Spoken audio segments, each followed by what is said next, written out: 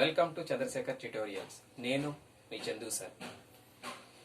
8వ తరగతి పాఠ్యపుస్తకం నుండి సూక్ష్మజీవుల ప్రపంచం 2 అనే పాఠ్యాంశం నుండి ఇప్పుడు మనం చర్చిద్దాం. మొదటగా అసలు ఈ సూక్ష్మజీవులు మానవాళికి మిత్రులుగా పరిగణించాలా, శత్రువులుగా పరిగణించాలా? మనం కూడా మనుషుల్లో కొంతమందిని మిత్రులుగా పరిగణిస్తాం, కొంతమందిని శత్రువులుగా పరిగణిస్తాం. ఎవరి వలన అయితే మనకి మంచి జరుగుతుందో, ఎవరి వలన అయితే మనం సహాయం పొందుతూ ఉంటామో వారిని మనం మిత్రులుగా ఎలా కన్సిడర్ చేస్తామో, అలాగే ఏ సూక్ష్మజీవుల వలనైతే మనకి లాభం చేకూరుతుందో, ఏ సూక్ష్మజీవులైతే మనకి సహాయకారిగా ఉంటాయో, ఏ సూక్ష్మజీవులైతే మనకి ఉపయోగపడతాయో ఆ సూక్ష్మజీవులను మనం మిత్రులుగా పరిగణిస్తాం. ఏ మనుష్యులను మనం శత్రువులుగా పరిగణిస్తాం? వారి వలన మనకి చెడు జరిగినప్పుడు. అలాగే ఏ సూక్ష్మజీవుల వలన అయితే చెడు ప్రభావము లేదా దుష్ప్రభావము మనకు కనిపిస్తుందో అలాంటి సూక్ష్మజీవులను మనం శత్రువులుగా పరిగణిస్తాం. ఇప్పుడు మనం సూక్ష్మజీవులను ఏ విధంగా మిత్రులుగా కన్సిడర్ చేస్తున్నాం అంటే వాటి వలన కలిగే లాభాలు ఏమిటి అనేది 1 by 1 పరిశీలిద్దాం. మొదటగా మన దైనందిన జీవితంలో ఉన్న ఉదాహరణలను పరిశీలించినట్లయితే పాలు పెరుగుగా మారడం.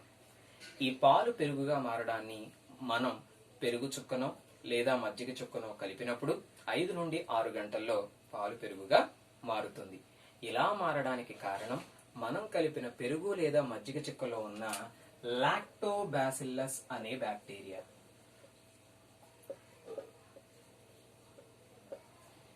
ఈ లాక్టోబాసిల్లస్ పాలను పెరుగుగా మారుస్తుంది. గోరువెచ్చని పాలలో మనం పెరుగు చుక్కను కలిపినప్పుడు అందులో ఉన్న లాక్టోబాసిల్లస్ అనే బ్యాక్టీరియా పాలను పెరుగుగా మారుస్తుంది.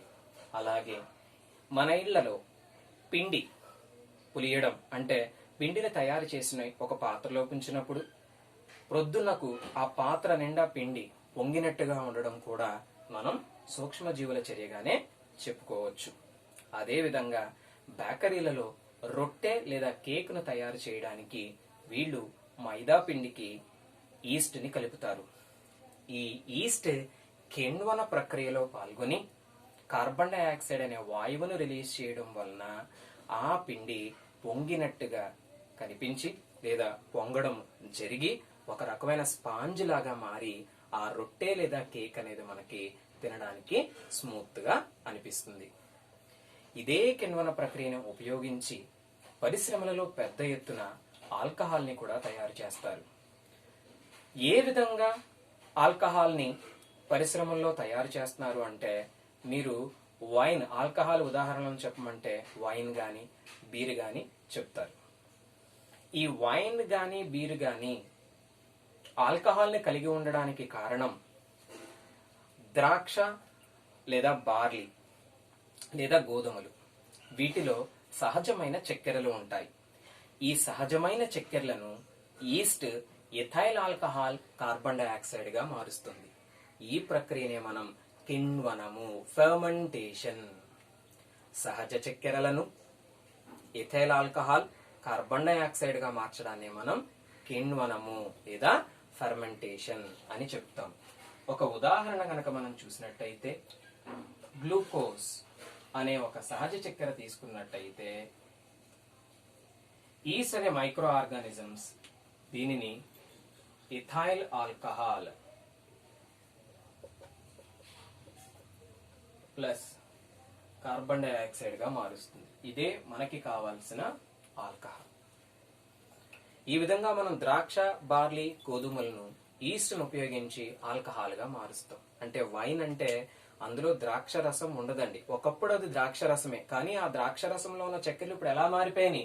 ఆల్కహాల్ గా మారిపోయినాయి. కాబట్టి వైన్ అయిన తర్వాత దాంట్లో ద్రాక్షకు సంబంధించిన చక్కెరలు ఉండవు. అంటే వైన్ తాగితే ద్రాక్ష రసం తాగినట్టు కాదు, ఆల్కహాల్ తీసుకున్నట్టు. అలాగే బీర్ అంటే ఏమీ లేదు, బార్లీ వాటర్ అని చాలా మంది చెప్తారు. ఈ బీర్ ని తయారు చేయడానికి బార్లీని ఉపయోగించినప్పుడు కూడా ఈ బార్లీలో ఉన్న చక్కెరలను ఈస్ట్ ఎలా మారుస్తుందండి?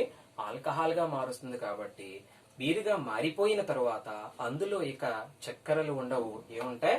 ఆల్కహాల్ మాత్రమే ఉంటుంది. ఇది ఆరోగ్యానికి ప్రమాదం. సో మనకి ఇండస్ట్రీలో ఇప్పుడు ఒక పరిశ్రమ పెడుతున్నామంటే మనకి డబ్బు రావడానికే కదండి పెడుతున్నాం. అంటే ఈ పరిశ్రమ ద్వారా నాకు ఆదాయం వస్తుంది కాబట్టి అక్కడ నాకు సూక్ష్మజీవి అవుతుంది, మిత్రులు అవుతారు. ఈ విధంగా పరిశ్రమల్లో పెద్ద ఎత్తున ఆల్కహాల్ తయారు చేయడానికి ఈస్ట్ అనే సూక్ష్మజీవుల్ని ఉపయోగిస్తున్నారు. అలాగే ఇంకా ఏ విధంగా సూక్ష్మజీవులు మనకి ఉపయోగపడుతున్నాయి అంటే ఫార్మాస్యూటికల్ ఇండస్ట్రీ అనగా మందుల తయారీ. వేటి తయారీ అండి? మందుల తయారీ.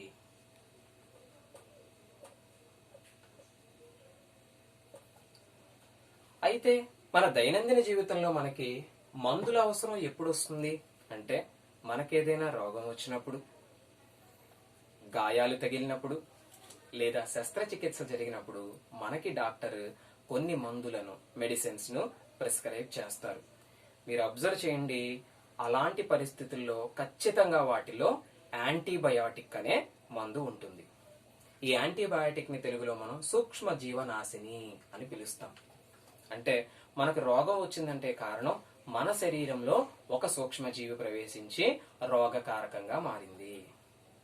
మరి గాయాలు తగిలినప్పుడు ఎందుకు సూక్ష్మజీవనాశకాలను డాక్టర్ మందుల రూపంలో ఇస్తున్నారు అంటే మనకు ఒక గాయం తగిలినప్పుడు మన శరీరం లోపలి భాగము ఔటర్ ఎన్విరాన్మెంట్ కి అంటే బాహ్య పర్యావరణానికి ఓపెన్ అయింది కాబట్టి ఈ బాహ్య వాతావరణంలో ఉన్న నీటి నుండి గాని, మట్టి నుండి గాని, గాలి నుండి గాని క్రిములు మన శరీరంలోకి అంటే సూక్ష్మజీవులు మన శరీరంలోకి ప్రవేశించి మనకు అనారోగ్యాన్ని కలుగజేస్తాయి అనే ఉద్దేశంతో ఆ రకమైన అనారోగ్యం కలగక ముందే డాక్టర్లు మనకి యాంటీబయాటిక్ ని ప్రిఫర్ చేస్తారు. శస్త్రచికిత్స సమయంలో కూడా శరీరంపై ఏదో ఒక ప్రదేశంలో ఎక్కడైతే శస్త్రచికిత్స చేస్తున్నారో అక్కడ ఘాట్లు లేదా ఆ ప్రదేశాన్ని కోయాల్సి ఉంటుంది కాబట్టి అలాంటప్పుడు మరలా మన శరీరం లోపలి భాగం అంటే రక్తము బాహ్య ప్రపంచానికి లేదా బాహ్య పర్యావరణానికి ఓపెన్ అవుతుంది కాబట్టి ఇక్కడ ఉన్న సూక్ష్మజీవులు మన శరీరంలో ఇన్ఫెక్షన్స్ ని కలుగజేయకుండా మనకి డాక్టర్లు యాంటీబయాటిక్ ని ప్రిఫర్ చేస్తున్నారు. అయితే ఈ యాంటీబయాటిక్ లేదా సూక్ష్మజీవనాశకాలని కూడా మరలా కొన్ని సూక్ష్మజీవుల నుంచి తయారు చేయవచ్చు. అంటే చూడండి, మనం ఒక సామెత వింటూ ఉంటాం, ఒక మనిషికి ఇంకొక మనిషే శత్రువు. అలాగే ఒక సూక్ష్మజీవి వలన మనకి రోగం వస్తే ఆ సూక్ష్మజీవి కలుగజేసే రోగాన్ని అణగదొక్కడానికి మరలా మనం ఇంకొక సూక్ష్మజీవికి సంబంధించిన పదార్థాన్ని ఉపయోగిస్తున్నాం. ఇది నిజమా అనే అనుమానం మీకు కలిగినప్పుడు మీరు తరచుగా ఉపయోగించే మంచి సూక్ష్మజీవనాశిని పెన్సిలిన్. మీలో ఎవరైనా పెన్సిలిన్ ఉపయోగించకపోయినా మీకెప్పుడైనా జ్వరం గాని, దగ్గు గాని లేదా ఇతర అనారోగ్య పరిస్థితులు వచ్చినప్పుడు మీరు ఎప్పుడైనా యాంటీబయాటిక్ తెచ్చుకుంటే ఆ యాంటీబయాటిక్ సంబంధించిన డ్రగ్ ని గూగుల్లో సెర్చ్ చేసి చూడండి, పెన్సిలిన్ టైప్ యాంటీబయాటిక్ అని రాసి ఉంటుంది. అంటే పెన్సిలిన్ అనేది ఒక సూక్ష్మజీవ నాశకము. ఇది ఈ పెన్సిలిన్ అనే డ్రగ్ పెన్సిలిన్ అనే ఒక శిలీంధ్రం నుంచి మనం సూక్ష్మజీవుల క్లాసిఫికేషన్ చెప్పుకున్నాం. సూక్ష్మజీవ ప్రపంచం 1లో శైవలాలు, శిలీంధ్రాలు, బ్యాక్టీరియాలు, వైరస్లు, ప్రోటోజోవాలు. సో ఈ పెన్సిలిన్ అనేది ఒక శిలీంధ్రము. అలాగే టెట్రాసైక్లిన్ అనే యాంటీబయాటిక్ గురించి మీరు వినే ఉంటారు. ఎరిథ్రోమైసిన్, స్ట్రెప్టోమైసిన్ అనే యాంటీబయాటిక్స్ కూడా వినే ఉంటారు. ఈ సూక్ష్మజీవ నాశకాలను అండ్ యాంటీబయాటిక్స్ ను బ్యాక్టీరియాల నుంచి తయారు చేస్తారు. అంటే మన శరీరంలోకి రోగకారక సూక్ష్మజీవులు ప్రవేశించినప్పుడు ఆ రోగకారక సూక్ష్మజీవులను అంతం చేయడానికి మళ్ళీ మనం సూక్ష్మజీవుల నుండే మందుల్ని వాడుతూ ఉన్నాం. అంటే ఏ రోగకారక క్రిమి అయితే మనకు ఒక రోగాన్ని కలిగించిందో ఆ సూక్ష్మజీవి శత్రువు అయితే ఆ రోగాన్ని తగ్గించడానికి ఉపయోగపడే మరొక సూక్ష్మజీవి మనకి మిత్రుడుగా పరిగణించబడుతుంది. సో ఈ విధంగా మనకి మన దైనందిన జీవితంలో సూక్ష్మజీవులు అనేక లాభాలను కలుగజేస్తూ ఉన్నాయి. అయితే మందుల తయారీ గురించి మనం చెప్పినప్పుడు యాంటీబయాటిక్ గురించి మాట్లాడాం కాబట్టి ఇక్కడ ఒక విషయం మనం ప్రస్తావించవలసి వస్తుంది. ఈ యాంటీబయాటిక్స్ ని డాక్టర్ ప్రిస్క్రిప్షన్ తో మాత్రమే మనం ఉపయోగించాల్సి ఉంటుంది. అలా కాకుండా మన సొంత ప్రయత్నంలో మనం విపరీతంగా యాంటీబయాటిక్స్ ని గనక ఉపయోగించినట్లయితే దీని వలన మనకు కలిగే మంచి కన్నా చెడు ఫలితాలే ఎక్కువగా ఉంటాయి. ఎందువలన అంటే మన జీర్ణ ప్రక్రియలో, మన డైజెస్టివ్ సిస్టంలో, అంటే మన జీర్ణ వ్యవస్థలో కూడా కొన్ని హాని రహిత సహాయకార బ్యాక్టీరియాలు ఉంటాయి. ఉదాహరణకు ఎస్చెరిషియా కోలై. ఇలాంటి బ్యాక్టీరియాలు మన జీర్ణ వ్యవస్థకు సహాయకారిగా ఉంటాయి. విపరీతమైన యాంటీబయాటిక్స్ ని మనం తీసుకోవడం వల్ల ఈ సహాయకార జీర్ణ వ్యవస్థలో ఉన్న సహాయకారక బ్యాక్టీరియాలన్నీ నశించిపోతాయి. తద్వారా మనకి అనారోగ్యం కలగవచ్చు.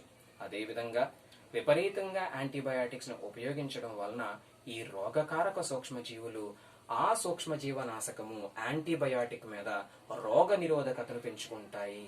అంటే దీని అర్థం ఏమిటంటే, ఒకసారి నాకు ఒక రోగం వచ్చినప్పుడు ఏ మందును నేను ఉపయోగించానో తరువాత కాలంలో అదే రోగం వచ్చినప్పుడు నేను మరలా అదే మందును ఉపయోగిస్తే నా శరీరంపై ఆ మందు పనిచేయదు, ఆ రోగాన్ని తగ్గించదు. అంటే దాని అర్థం ఆ రోగకారక సూక్ష్మజీవి ఆ మందు మీద రోగ నిరోధకతను పెంచుకుంది.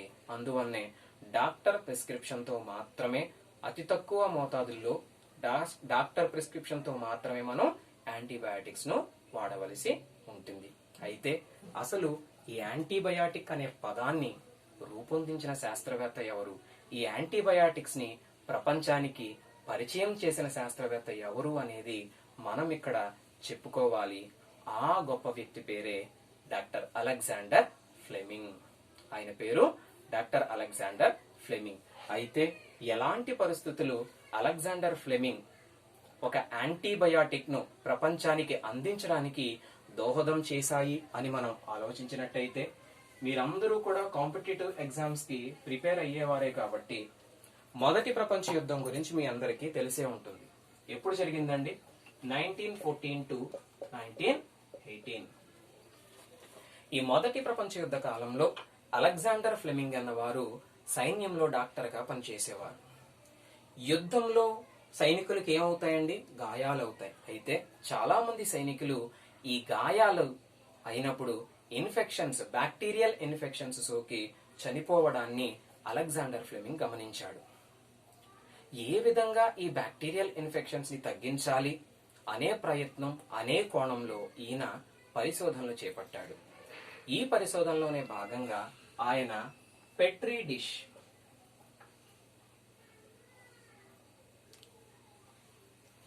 ఇలాంటి పెట్రీ డిష్లలో బ్యాక్టీరియా కల్చర్ చేస్తున్నాడు, బ్యాక్టీరియాలు వర్ధనం చేస్తున్నాడు.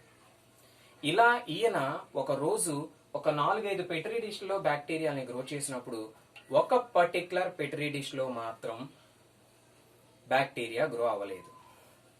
ఒక పర్టికులర్ పెట్రీ డిష్ లో మాత్రం బ్యాక్టీరియా గ్రో అవ్వలేదు. ఎందుకు ఈ పెట్రీ డిష్ లో బ్యాక్టీరియా గ్రో అవ్వలేదు అని ఆలోచించినప్పుడు అక్కడ ఉన్న ఒక శిలీంధ్రమే దీనికి కారణం అని నిర్ధారణకు వచ్చాడు. అయితే ఇక్కడ ఫ్లెమింగ్ కి కలిగిన అనుమానం ఏమిటంటే, ఈ శిలీంధ్రం నేను పెంచిన బ్యాక్టీరియా పెరుగుదలను మాత్రమే నిరోధించిందా, మిగతా బ్యాక్టీరియాల పెరుగుదలను కూడా నిరోధిస్తుందా అనేది నివృత్తి చేసుకోవడానికి ఈయన ఈ శిలీంధ్రాన్ని వేరు చేసి రకరకాల బ్యాక్టీరియాలపై కూడా దీన్ని ప్రయోగించడం జరిగింది. చాలా రకాల బ్యాక్టీరియాలను ఈ శిలీంధ్రం వాటి పెరుగుదలను నిరోధించింది. సో ఈ శిలీంధ్రం నుంచి బ్యాక్టీరియా పెరుగుదలను నిరోధించడానికి అవసరమైన పదార్థాన్ని ఆయన ఏం చేశారంటే separate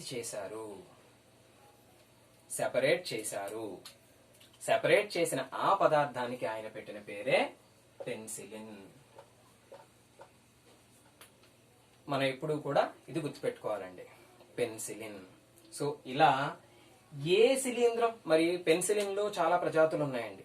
so a particular species of శిలీంధ్రము యాంటీబయాటిక్ గా పనిచేసింది అంటే పెన్సిలియం నొటాటమ్. ఏంటండి అది? పెన్సిలియం నొటాటమ్.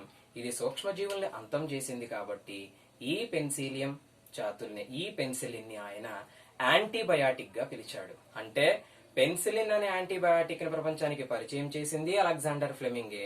యాంటీబయాటిక్ అనే పదాన్ని పరిచయం చేసింది అలెగ్జాండర్ ఫ్లెమింగే. అయితే పెన్సిలిన్ ని ఆయన ప్రపంచానికి పరిచయం చేసిన సంవత్సరం 1929. దీనికి గాను 1945లో ఆయన నోబెల్ ప్రైజ్ ని